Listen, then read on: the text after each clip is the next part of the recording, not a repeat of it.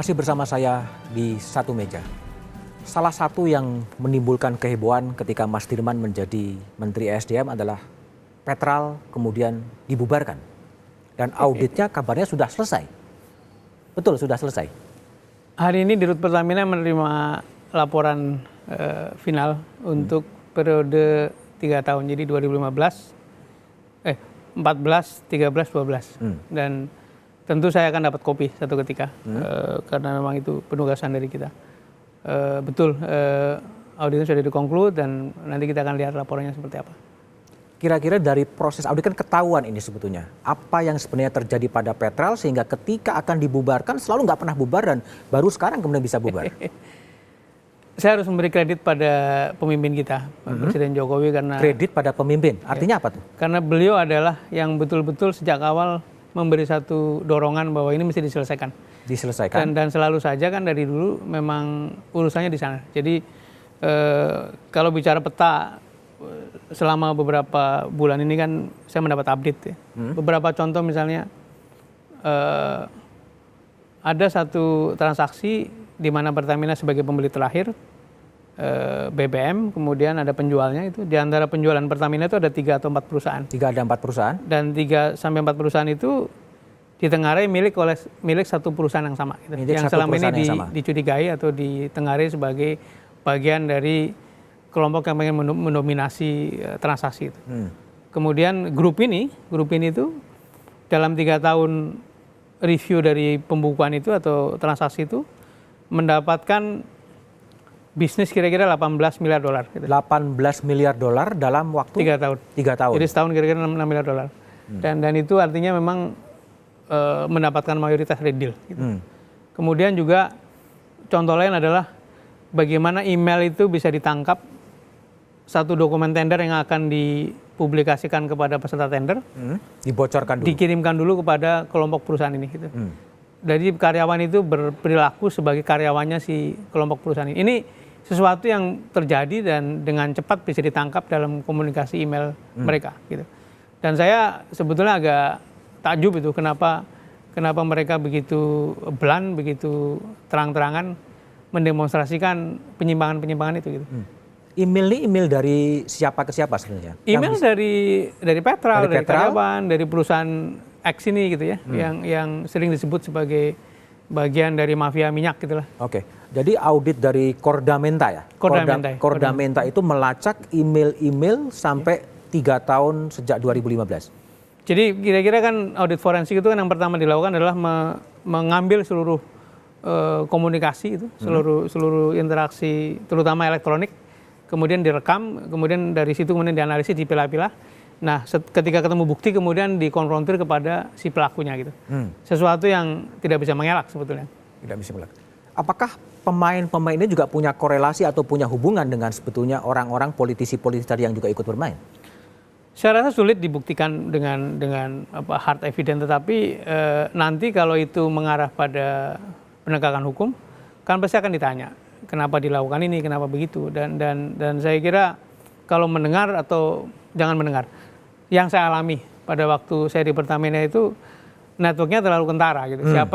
Siapa yang mengontrol apa dan siapa yang memutuskan, dan saya kira yang membuat kehebohan kenapa kemarin ketika di audit itu reaksinya begitu keras, itu kan kecemasan itu dan kita bisa menduga. Siapa yang cemas sebetulnya?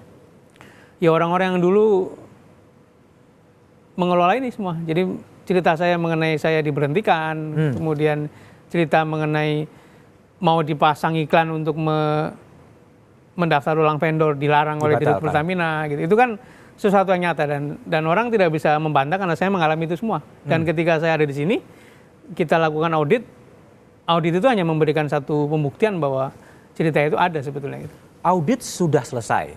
Nah, setelah audit sudah selesai, audit itu mau diapakan sebetulnya? Audit ini kan disebut sebagai audit forensik atau investigasi. Dan hasilnya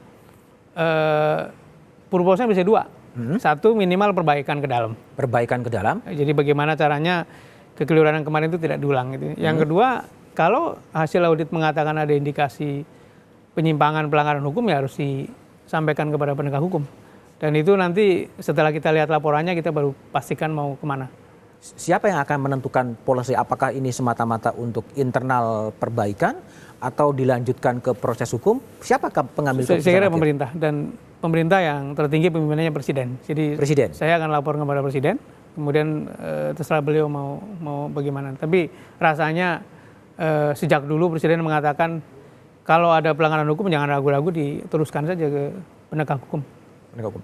Tapi kalau advice dari Mas Dirman sendiri, ini sebaiknya apa? Apakah memang dibuka kepada publik sehingga publik dan bangsa ini tahu bagaimana sebetulnya? Saya cenderung begitu karena minimal kita harus punya pembelajaran bahwa yang namanya kejahatan, perbuatan yang tidak proper itu mesti diketahui publik, dan itu menjadi pembelajaran. Jadi saya punya keyakinan yang begitu itu makin hari makin pendek kok. Jadi begitu nanti disampaikan pada publik inilah yang terjadi, maka orang akan belajar, dan perkara nanti sampai kepada proses hukum yang mengarah pada tindakan hukum itu saya tidak punya judgement. Itu harus diserahkan pada. Meskipun itu akan menyentuh orang-orang kuat sebetulnya. Ya, sejarah kan selalu begitu ya. Setiap posisi, setiap otoritas itu harus punya tanggung jawab, dan setiap tindakan itu mesti dipertanggungjawabkan. Dan kalau kita kemudian terus-menerus menaruh persoalan di bawah karpet gitu, publik tidak pernah belajar, dan kita juga tidak ada perbaikan. Jadi sebaiknya dibuka kepada publik. Menurut saya, kalau ada pelanggaran hukum diselesaikan secara hukum. Ya. Setelah itu semua selesai, kira-kira Kementerian SDM bagaimana akan mengelola kemudian setelah ini kemudian beres? Sebetulnya kan sambil ini jalan juga kita lakukan perbaikan. Umpamanya kita dorong supaya unitnya supply chain-nya Pertamina itu dihidupkan sebagaimana di Senang dulu gitu. Dan saya kira mereka sudah mengerjakan dengan baik. Kemudian efisiensi di bidang pasokan, bagaimana dealing langsung dengan produsen. Saya sibuk keliling ke berbagai negara untuk mencari kesempatan itu. Jadi judul besarnya adalah efisiensi rantai pasokan, dan itu sedang dikerjakan. Nah, ketika audit ini selesai, kemudian memberi satu pembuktian bahwa lihatlah di masa lalu prakteknya begini, itu akan memperkuat usaha-usaha ke sana. Nah, ke depan lagi saya mendapat respon yang sangat positif dari para trader besar, bahwa setelah kita melakukan proses benar-benar ini, mereka merasa lebih nyaman untuk berniaga dengan Pertamina. Karena di masa lalu, ini juga hasil audit, auditor mengatakan dari interview kepada para trader itu cenderung mengatakan kalau tidak melewati pihak tertentu, sulit masuk ke dalam lingkungannya. Pihak tertentu ini sosok yang memang sangat yang powerful di migas. Sering disebut ya. Jadi saya tidak bisa sebut nama, tapi nanti setelah semuanya jelas, auditnya jelas, kita akan sampaikan juga. Tapi ada juga kritik sebetulnya ketika Petral kemudian dibubarkan, kemudian hanya berganti wajah dengan Petral-Petral yang lain sebetulnya. Saya kira tidak benar.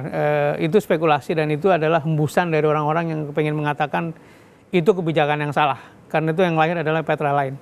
Yang lahir adalah vendor-vendor yang menawarkan opsi atau menawarkan term yang lebih baik gitu. Jadi misalnya dulu ada satu spekulasi Petral dibubarkan, supply akan macet gitu ya. Itu tidak terjadi. Kemudian Petral dibubarkan, harga akan naik.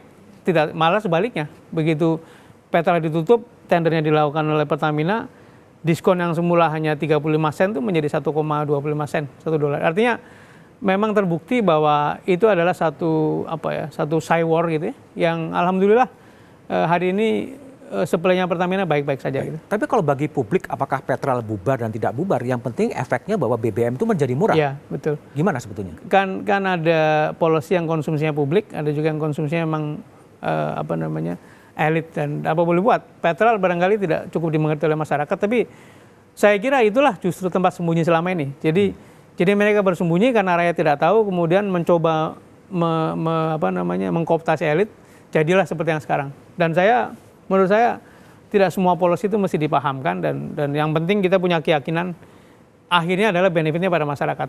Kapan benefitnya pada masyarakat tadi?